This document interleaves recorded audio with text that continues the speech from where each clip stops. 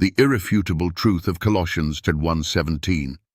Jesus is before all things. Skeptics and non-believers often claim that Colossians 1:15, which describes Jesus as the firstborn of all creation, implies he is a created being.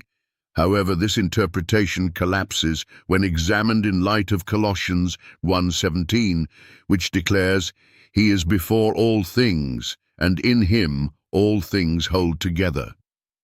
To unravel this truth, we turn to the Oxford Dictionary definition of the word before. It defines before as in front of, earlier than, or preceding in time, order, or importance. If Jesus is before all things, as Colossians 1:17 states, nothing could exist prior to him, not even in the realm of creation.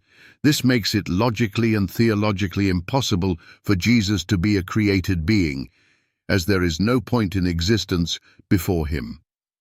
The context of firstborn in Colossians 1:15. The term firstborn, Greek prototokos, does not refer to birth order or physical creation. It signifies preeminence, authority, and rank. The Bible consistently uses firstborn in this manner.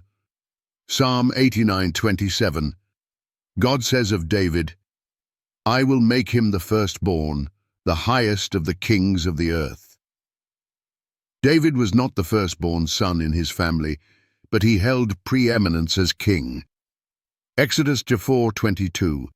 Israel is called God's firstborn son, signifying its special status and priority among nations.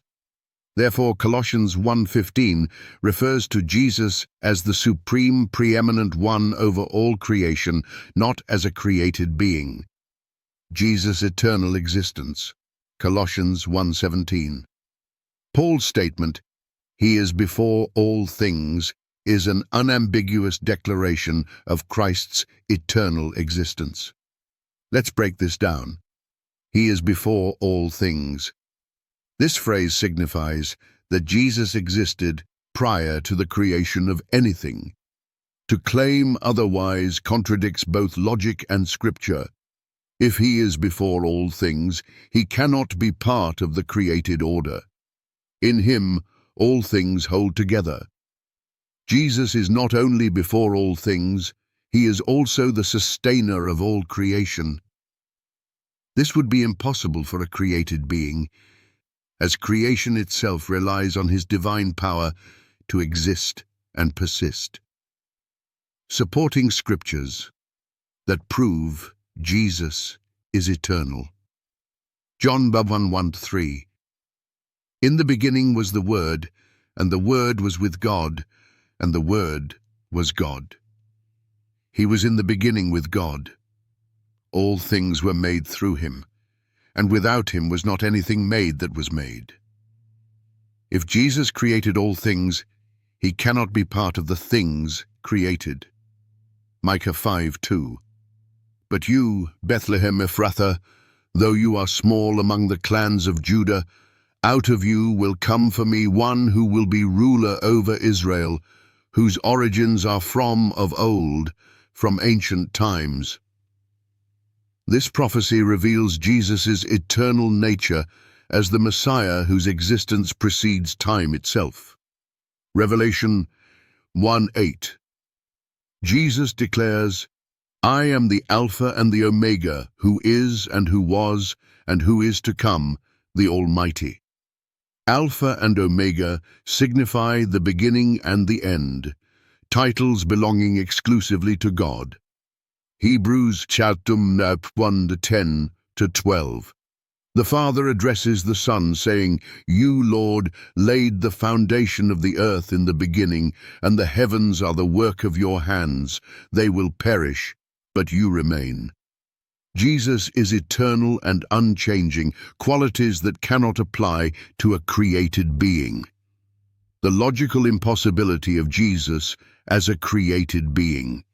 If Jesus existed before all things, then he logically cannot be part of the created order, because creation itself began after him. If Jesus sustains creation, as Colossians 1:17 states, he must be omnipotent and eternal. A created being cannot sustain the universe. If Jesus is the creator of all things, Colossians 1:16, then he must exist outside of creation. How can a created being create itself? Challenge to skeptics and non-believers. If Colossians 1:17 states that Jesus is before all things, how can he be a part of creation? If all things were created through Jesus, Colossians 1:16, what logical basis exists for claiming he is created? If Jesus holds all things together, including the physical universe and spiritual realms, how could he be anything less than God himself? Explain how a created being could exist before creation, when the very definition of creation requires a starting point after which something exists. Conclusion. Colossians 1:17 obliterates the argument that Jesus is a created being. The word "before" excludes the possibility of Jesus having a beginning, for he existed before all time and creation. Combined with the testimony of other scriptures, the overwhelming evidence points to Jesus as the eternal, uncreated creator and sustainer of all things. Skeptics and non-believers are invited to refute this logic. If Jesus is not eternal and divine, how can he fulfill these scriptural declarations of being before all things, the creator of all things, and the one in whom all things hold together? The burden of proof rests on them to counter these truths, a task that Scripture renders impossible.